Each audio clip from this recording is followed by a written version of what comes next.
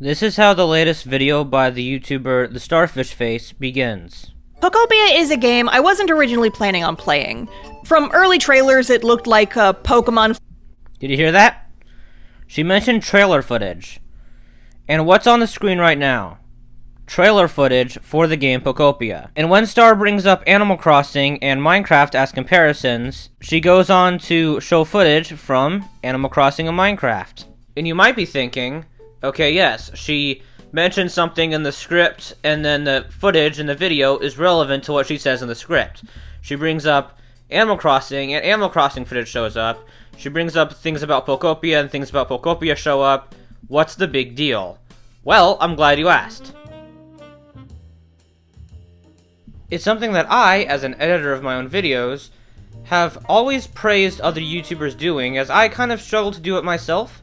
It's a much more impressively done aspect of editing than you might think on the surface.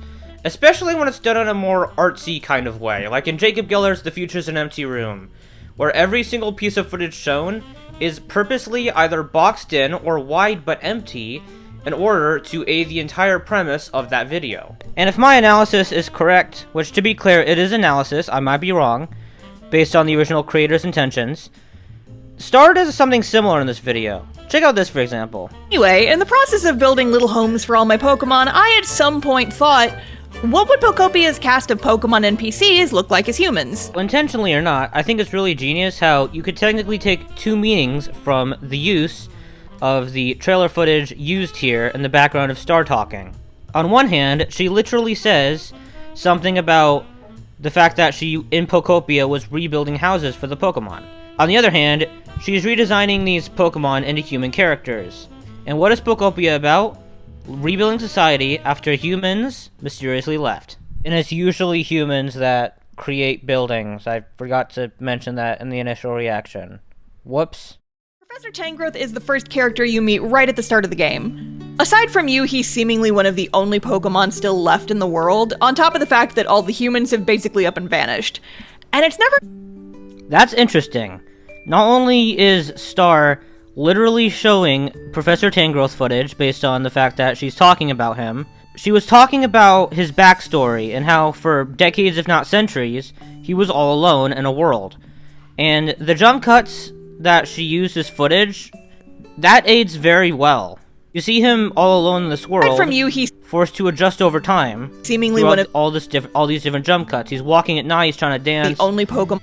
He's jumping. This initial footage was obviously probably not made by Star, but she chose the footage very wisely to aid what she was saying in the script over just regular footage of Professor Tangrowth. She actually goes into her backstory both in the script and in the footage. And I think that's, intentionally or not, very clever. That said, for as good as this video is, and for as much as any YouTube video this good can teach me about, you know, video making, it's not really a flaw with the video, it's a more of a nitpicky what could have been that I kind of want to bring up. And that's when Star is talking about Professor Tangrowth. She mentions the glasses on his quote-unquote neck. Compared to a normal Tangrowth, his vines have gone white in places, he's got broken glasses. And as she mentions those glasses, we see the camera footage of Professor Tangrowth zoomed in very far for the glasses to be clear as she's mentioning the glasses. Around his, neck, and a TM. Even though in the very next frame, you can literally see the entirety of him, and yeah, it's not zoomed in on this antenna that she mentions. And that doesn't sound so bad, and I guess it really isn't. But the thing I want to mention is, I would have preferred if Star respected the viewer's intelligence a bit more, to not zoom in on the glasses and just said the phrase glasses, like we still see the glasses on Professor Tangrowth. This is a minor deal, it's not even a deal, I just thought I'd bring it up, because it reminded me of a very different video, but hear me out. Video Game Donkey's Playtime video.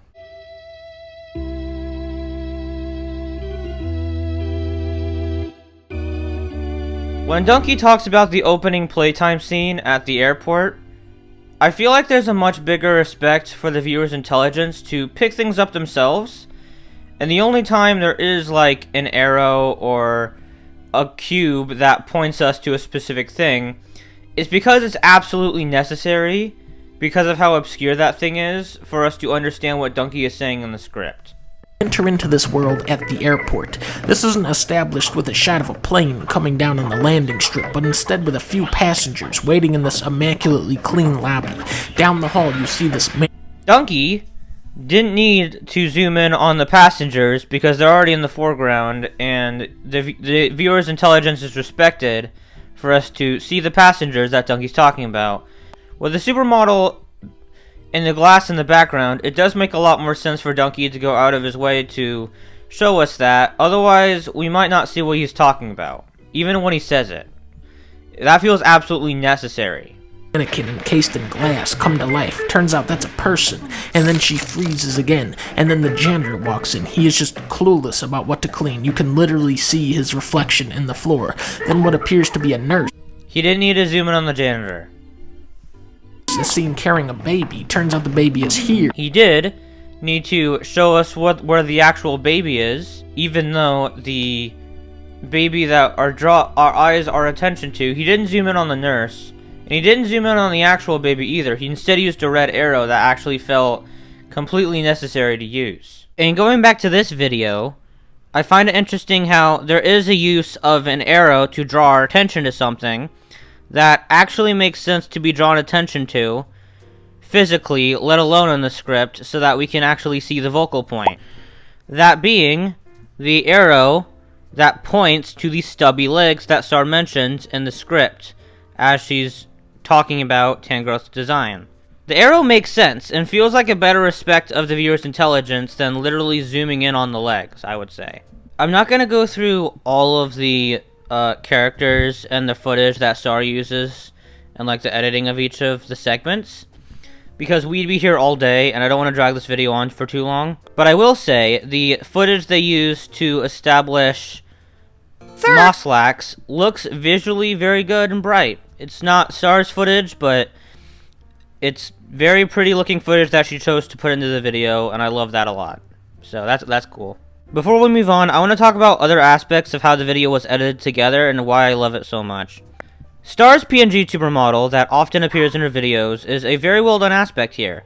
I love each of the... This is a constant throughout all of her videos, but the way that every time the PNG tuber changes expressions, Hey, the game's there's like a little jump to like express the character change, the expression change, and I think that adds a lot of personality. And I love how, depending on the scene and how much of the rest of the screen we need to see, determines the size of the PNG supermodel for Star. At the beginning of the video, it's pretty small because like the rest of the footage is very important, and the rest of the footage is important here too. I talked about it earlier, but it's definitely less important, and like there's definitely more room on the far left for Star's PNG supermodel to be bigger, and she takes advantage of that, and I think that's a very well done aspect. And of course, the actual PNG expressions are very good, very well posed. Love the facial expressions. Love Star's art style in general. I'll talk more about that in a further segment in this video. Also, I like the dissolve from the gameplay footage to just the regular Star Carmine background as well. That's pretty cool. I'm getting a little bit ahead of myself, but that is an awesome aspect. I really enjoy the sketch process backgrounds.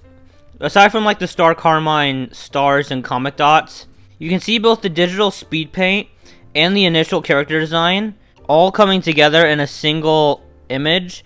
There's not like a line to separate. Oh, there's not like a physical thick line to separate the initial design from the speed paint. Although that would have also worked. I think that the way it's done here is very clever for all the designs, honestly. And the last thing I want to bring up in terms of the editing is the use of cuts. Yeah, so most of it is like default cuts. Even artistically, there's like a lot of default cuts within a certain scene of a video.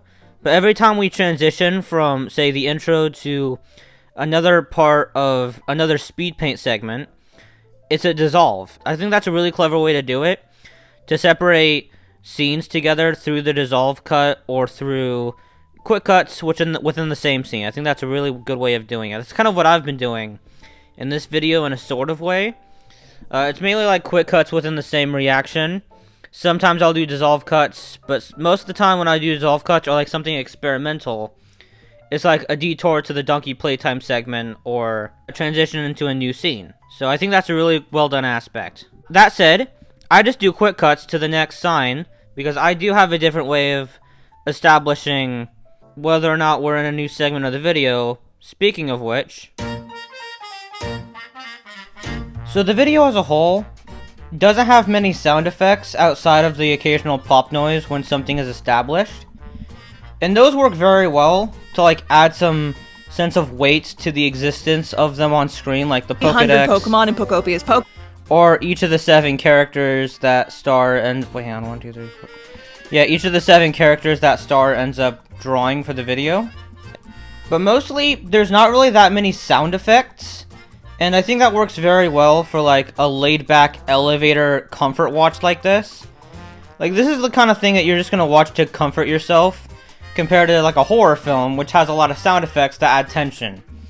I'm not saying like only horror media or only heavy media has a lot of sound effects, but usually sound effects kind of aren't as lo-fi as just the music.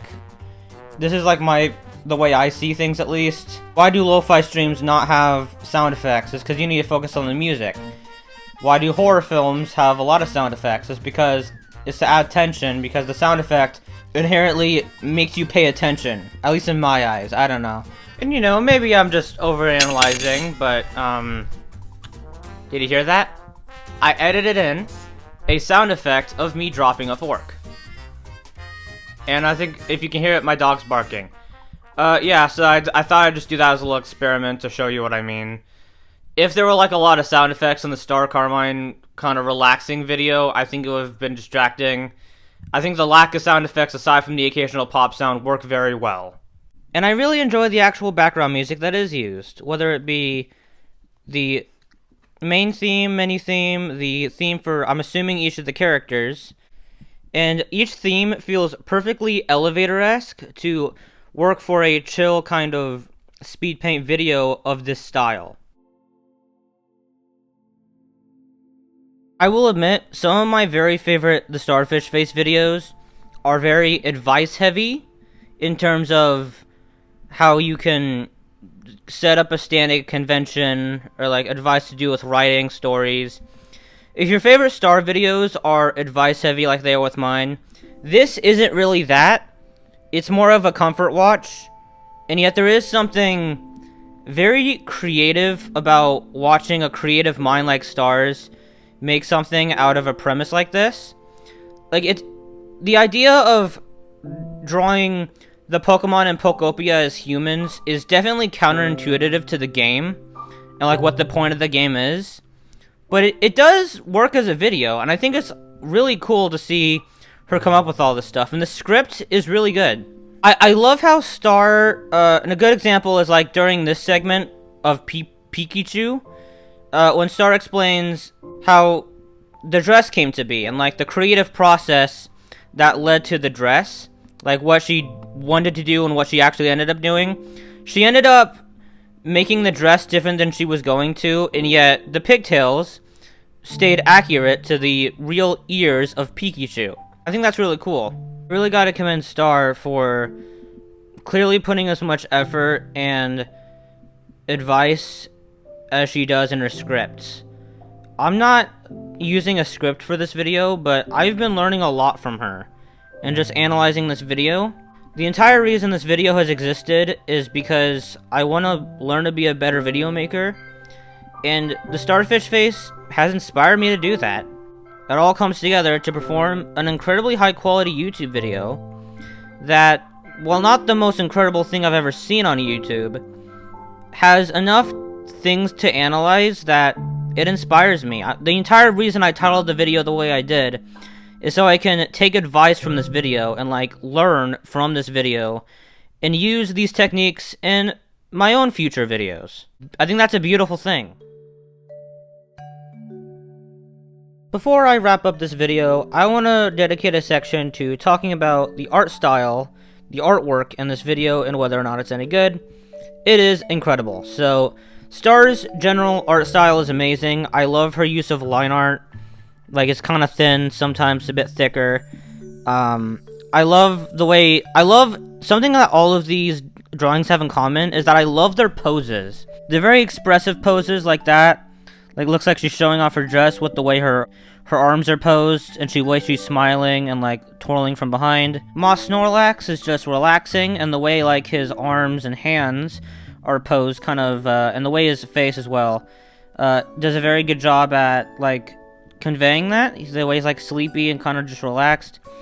Like, the combination of limb posing and facial expressions to express whatever the character is feeling is something that Star has always done very well. And, like, I love the posing combined with the white smile of Smeargle here as well. One last thing I want to bring up is that even outside of... I mentioned earlier how I liked seeing the initial design and Star's redesign being speed painted next to each other. But, like, even when we see, like, the physical sketches, the physical sketchbook sketches, I really like how Star chose to physically put stickers on the her sketchbook next to the physical sketches she does.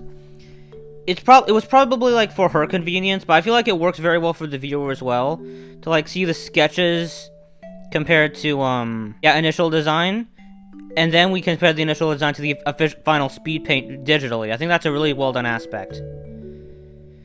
And yeah, I guess that's just about gonna do it. Let's get a verdict in.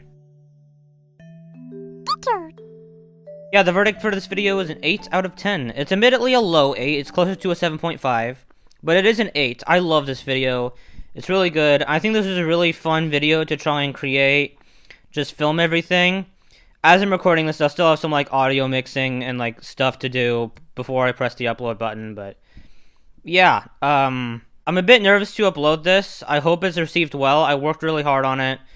If you don't like it, feel free to be honest, but I am maybe proud of this. I'm a bit nervous to upload it, but I'm kind of proud of what I made here, so. That's it, bye.